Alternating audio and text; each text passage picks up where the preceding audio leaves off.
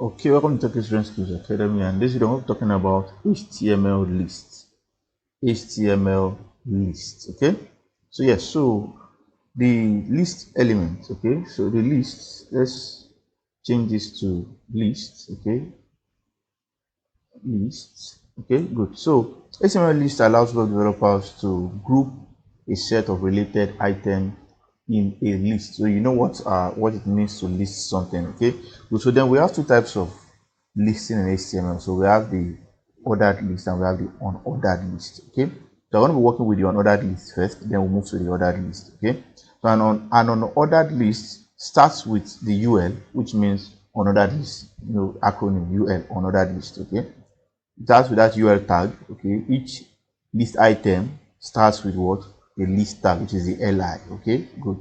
So the list item will be marked with bullets, small black circles by dots. Okay, when we say they are unordered, they are not ordered properly. Okay, let's put that they are not ordered properly. So we want to go and verticalize it and see how it looks like. So I want to copy this, or let's just copy. Let's go to our VS Code directly, and inside our body we want to do a list. Okay, we want to make a list. Okay, so we want to open our UL.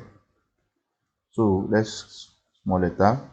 So we are working with UL, so definitely we have to open our UL tag. Okay, so as in our manual here, or so it says an unordered list starts with the what?